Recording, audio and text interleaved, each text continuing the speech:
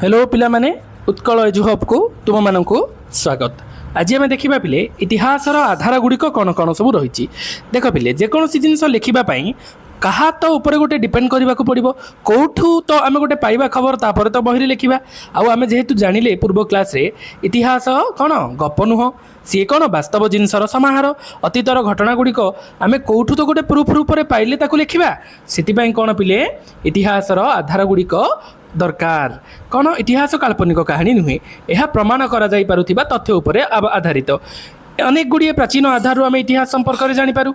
यही आधार गुड़िक दी भाग में आम भाग कर पिले गोटे हूँ प्रत्नतात्विक गोटे हूँ साहित्यिक उभय आधार को भित्ति कर इतिहास संपर्क में जाना संभव होता है।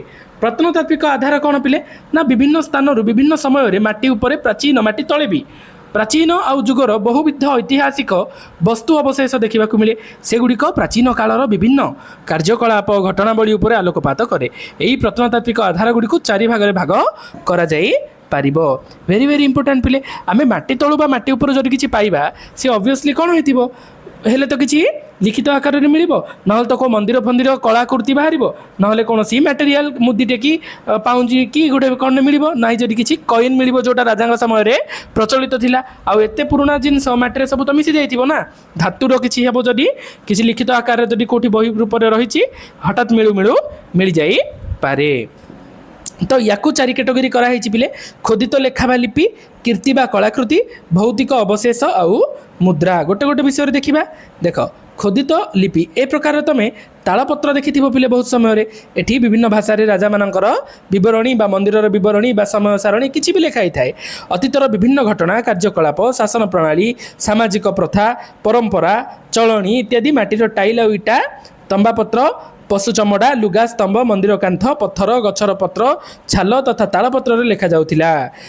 कोठी भी गोटे अतीतर जिनस जदि लेखा होकि रही बहुत वर्ष पुराना होता दरकार है सी आमर अभिलेख रे पड़ो माने कौन ये जो कैटेगरी को आसीज खोदित लेखा बा लिपि कैटेगरी को आसीज कौन पिले ना आमर पहाड़ जमती रही ओडिशार भुवनेश्वर निकटवर्ती धौली पहाड़ गंजाम जौगड़ पत्थर उपर आज को प्राय 2200 वर्ष तलर लेखा देखा मिले पुराना है। या छड़ा ईरान इराक मिस्र चीन ग्रीस तथा आम देशर विभिन्न स्थान में अतीतर घटनावली संपर्कित लेखा गुड़िक मिलूची।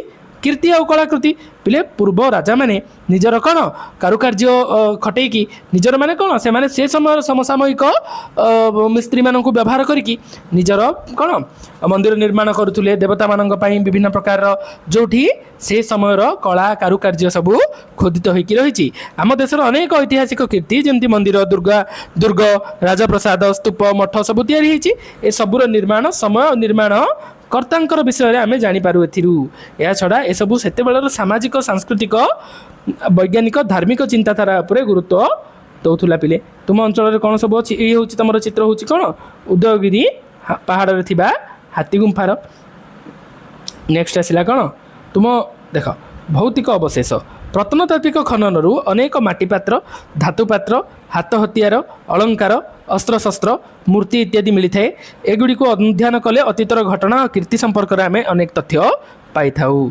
मुद्रा कौन पिले कॉइन देख से समय विभिन्न प्रकार लोक मैंने जो सभ्यता थिला से माने विभिन्न प्रकार व्यवहार करते जिनपत्र से गुड़िक जिते से वंश निपात होगा पड़ी जिनस जाक कौन माटी सब तो मिसबनी एवं गोटे लुहार कि ना तंबार कि कपर गोटे जिनटे जब कि पिंधि हाथ में नेकलेस कि कंडे सी तो माटी मिसबनी ना सी परवर्ती समय जो मिलूँ आम भौतिक अवशेष आख्या देकी म्यूजियम रे रखिदऊ। विभिन्न राजा माने विभिन्न प्रकार कॉइन प्रचलन करथिले से कॉइन गुड़िक मध्य पिले इतिहास जानिबारे प्राचीन मुद्रा विशेष भाव में साहाय्य करिथाए। एहा केबे केउ शासक द्वारा प्रचलित होइतिला को प्रकार कॉइन थिला ताकू देखिकी आमे अर्थनीति व्यापार वाणिज्य समृद्धि सब जानी पारू। हाँ मुद्रा गुड़िक देख सब मुद्रा ए टाइप मिलूला पिले। साहित्यिक आधार साहित्य को लेकिन आमर भिन्न भिन्न प्रकार कैटेगरी अच्छी धर्म साहित्य ऐतिह्य साहित्य आ परिव्राजक बाहर जो आसुले बुलापाई से बरणी रही पिले जोटा आम नेक्स्ट क्लास रे डिस्कस करिबा। Thank you.